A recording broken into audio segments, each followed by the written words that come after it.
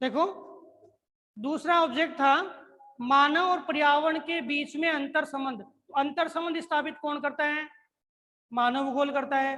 तीसरा है द्वैधता, तो द्वैधता जरूर है क्योंकि मानव भूगोल में दो चीजें भाई द्वैधता रही है, एक तो भौतिक पर्यावरण और एक मानवीय पर्यावरण। अनुक्रिया किसके बीच में? और ये भौतिक पर्यावरण के बीच में और मानवीय पर्यावरण के बीच में। तो तीनों ही सही है। चौथा दिया हुआ है प्रौद्योगिकी के विकास के फलस्वरूप आधुनिक समय में प्रासंगिक नहीं है। तो प्रौद्योगिकी का विकास कैसा ही हो जाए भाई, कैसी टेक्नोलॉजी आप विकसित क्यों न कर लो, ये बात समझना।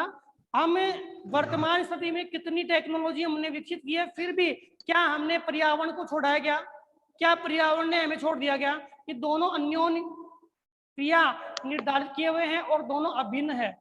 ठीक है, तो लास्ट वाला जो पॉइंट है, पॉइंट नंबर 4, वो इसका आंसर है कि यह गलत है कि कितनी भी प्रौद्योगिकी क्यों न विकसित हो जाए, मानव पर्यावरण से अलग नहीं हो सकता और पर्यावरण मानव से अलग नहीं हो सकता। ठीक है ना। इसके बाद दूसरा प्रश्न है, निम्नलिखित में से कौन सा एक भौगोलिक सूचना स्रोत नहीं है? तो भौगोलिक सूचना स्रोत में यात्रियों का विवरण पढ़ा हमने, भैया अन्वेषण किया था ना, अन्वेषण किया था पूर्व उपनिवेश काल में। और प्राचीन मानचित्र हम देख करके पता लगाते हैं कि कैसे कौन कौन से स्थान थे। ठीक है, और प्राचीन महाकाव्य उनमें भी हमें पता लगता है, जैसे आपके एक नाम है अबूझमाड़ के जंगल, छत्तीसगढ़ में है, और वो कहाँ बताया गया? दंडकारण्य। दंडकारण्य भी कहाँ है? छत्तीसगढ़ में। तो ये तीनों चीजें हैं वो हमें भूगोल के ऐतिहासिक स्वरूपों या भौगोलिक सूचना तंत्र के रूप में हमें प्राप्त करवाती है। एक है चंद्रमा की चट्टानें टूटना, ये भौगोलिक सूचना तंत्र के रूप में नहीं है। अगला प्रश्न है कि निम्नलिखित में से कौन सा लोगों और पर्यावरण के बीच अन्योन्य क्रिया का सर्वाधिक महत्वपूर्ण कारक है? लोग और पर्यावरण के बीच में जो अन्योन्य क्रिया है, लोग और पर्यावरण के बीच में जो अन्योन्य, अभी मैंने कहा मनोवैज्ञानिकता, तो लोग और पर्यावरण के बीच में जो अन्योन्य क्रिया है वो मानव की बुद्धिमत्ता के आधार पर ही है। अगर आप में बुद्धिमत्ता नहीं है तो हम क्या हो गए भाई? जानवर हो गए।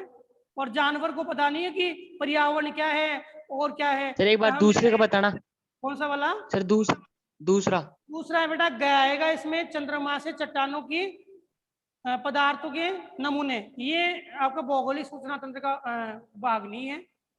ठीक है, और जो तीसरा प्रश्न है इसमें पहला आएगा क्या? मानव बुद्धिमत्ता, मानव की बुद्धिमत्ता। ठीक है, नेक्स्ट है निम्नलिखित में से कौन सा मानव भूगोल का उपागम नहीं है? तो मानव भूगोल के उपागम में हमने सारे उपागम पढ़े थे। कितने उपागम पढ़े भाई? पहला उपागम क्या था? अन्वेषण विवरण प्रस्तुत करना। दूसरा विश्लेषण। तीसरा क्षेत्रीय विभेदन। चौथा स्थानिक संगठन। पांचवा मात्रात्मक क्रांति। छठवा आपने आधुनिकीकरण पढ़ा था ना। तो ये इनमें आपके 3 दिए हुए स्थानिक संगठन है, विभिन्नता है, मात्रात्मक क्रांति है, और जो घ वाला आंसर है अन्वेषण और वर्णन, तो वर्णन थोड़ी था, अन्वेषण और विवरण था। ठीक है, तो ये आपका नहीं आएगा। मतलब आंसर क्या होगा? घ, अन्वेषण और वर्णन। समझ में आ गया बेटा? ये चारों प्रश्न आपके क्लियर हो गए। इसके बाद में सारे प्रश्न मैंने आपको करवा दिए। अब जो आगे तो नेक्स्ट क्लास होगी हमारी, नेक्स्ट क्लास में मैं आपको मैसेज के माध्यम से बता दूंगा, हम 5वां लेसन पढ़ेंगे प्राथमिक क्रियाएं। ठीक है, नहीं मैं बोल दूंगा कौन सा पढ़ेंगे।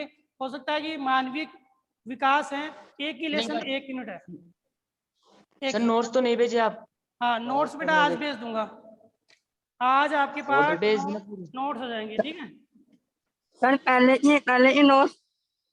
पहले कौन से बेटा? सर आपने पहले पढ़ाया था 2 दिन में। ये जो 3 क्लासें हो गई ना, अपनी 3-4 क्लासें है ना, उनके सबके नोट्स। हाँ सर, सारे नोट्स आ जाएंगे। और नेक्स्ट क्लास में हम पढ़ेंगे प्राथमिक क्रिया लेसन। ठीक है, यस सर। और कोई प्रश्न पूछना? सर ओबीटी तो नहीं, सर ओबीटी तो नहीं है? ओबीटी भी आएगी ना, ओबीटी एक बार भेज दी मैंने आपको ना। सर व्हाट्सएप में इसमें आएगी ERP पे। यार पे। ठीक है बेटा। Yes sir. ओके।